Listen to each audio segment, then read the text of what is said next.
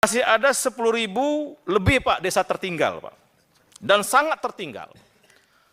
Di hampir 80 tahun Indonesia Merdeka, saya kira tidak adil kita Pak, sekali lagi duduk di ruangan yang bagus, mungkin segala kita cukup di sini, tapi masih ada saudara-saudara kita yang detik ini, jam ini, hari ini, yang masih desanya tertinggal dan sangat tertinggal Pak.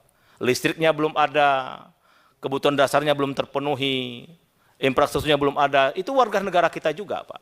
Ini saya kira panggilan mulia kita Pak Lazarus, Pak Ketua, untuk memastikan bahwa di bawah arahan Bapak Presiden Prabowo, ini kita bisa tuntaskan Pak. Ya, dengan cara apa ya? Kolaborasi sekali lagi Pak. Kami sudah mengajak para perusahaan, saya sudah bilang kemarin, kamu sebenarnya sudah banyak makan hasil dari sekitar desa itu. Masa nggak mau membangun desa? Oh siap Pak. Jadi saya agak keras Pak Ketua, mohon maaf nih kalau gaya saya agak menekan, tapi demi kebaikan, bukan untuk saya Pak. Ya. Baik. Kemudian masih terdapat 36 kabupaten tertinggal Pak. Ini kebanyakan di, mohon maaf Pak Wakil Ketua Pak Robert Rowe, di Papua Pak. Ya mungkin saya harus ke sana nanti sama Pak Wakil Ketua, di Papua Pegunungan, atau Papua Tengah, atau Papua Barat, Papua Barat Daya. Saya ingin memastikan juga Pak, sebenarnya apa yang jadi persoalan Pak. Bahkan saya mungkin harus menginap di pedalaman Pak, nggak apa-apa Pak. Karena itu cara saya benar-benar melihat persoalan itu komprehensif Pak, tidak parsial, tidak pakai katanya. Ya, jadi saya mungkin mohon Pak Robert Rowe, nanti saya diajak Pak ke dapil Pak Wakil Ketua, sehingga kita bisa melihat Papua itu dengan dekat Pak. Terutama desa-desanya. Dari data yang kami ambil, Papua secara keseluruhan itu masih banyak yang paling tertinggal, yang sangat tertinggal, termasuk NTT.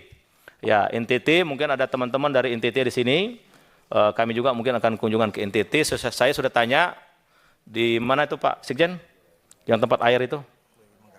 Manggarai Timur. Katanya jalan daratnya sekitar 6 jam Pak. Ya nggak apa-apa. Saya akan nikmati perjalanan itu Pak. Ya, untuk melihat desa dari dekat.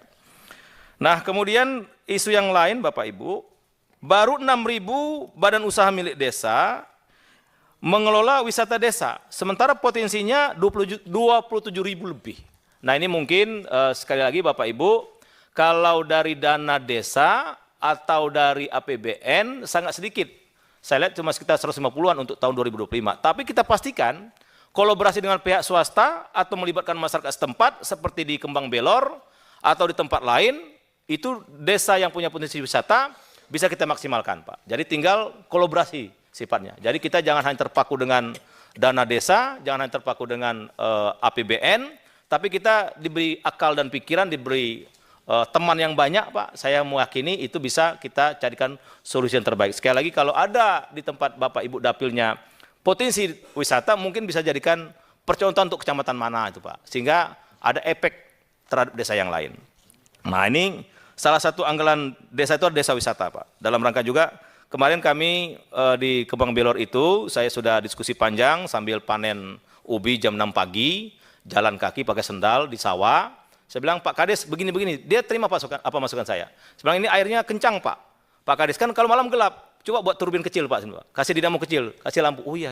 Jadi saya gitu Pak Ketua, jadi ngasih ide langsung. Sebelah air ini dibelokkan dikit, pelihara ikan arus deras, enak. Oh iya ya, jadi saya banyak ngasih ide Pak. Di sini tadi ditaruh bangku tempat orang duduk, pemandangannya gunung. Oh iya, tapi pakai bilang masuk sini pakai kupon. Oh iya ya, dapat duit lagi sebelah desa.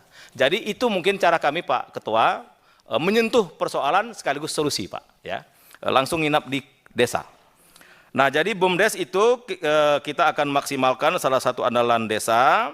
Karena contoh tadi yang di Desa Ngoran, Kecamatan Ngelegok, Kabupaten Blitar itu, ekspor kendang jembe itu pihak buyer tidak mau kalau hubungan pribadi Pak. Maka BUMDes lah salah satu solusinya.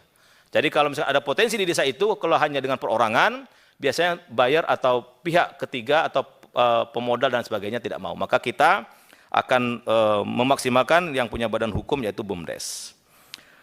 Nah, ini Bapak Ibu yang saya sebutkan tadi. Masih ada 3.000 lebih Pak desa yang tidak berlistrik. Ini luar biasa ini Pak. Saya sedih juga sebenarnya. Maksud saya cukuplah saya dulu kan waktu masih kecil nggak punya listrik di rumah emak saya Pak. Dari lahir sampai tamat kuliah saya nggak pernah melihat listrik di rumah emak atau bapak kami. Tapi ternyata di 80 tahun Indonesia Merdeka nasib teman-teman kita, nasib warga negara Indonesia, masih ada sekitar hampir 10 juta yang tidak punya listrik, Pak. Ini tanggung jawab kita, Pak Ketua, tanggung jawab yang sangat mulia, Pak, dan nanti saya sudah minta kepada jajaran Eselon 1, saya akan kunjungan secara khusus daerah-daerah yang tertinggal ini, Pak. Sebenarnya apa persoalan, dan saya akan menggandeng banyak pihak. Mudah-mudahan dengan begitu, satu persatu persoalan akan kita urai.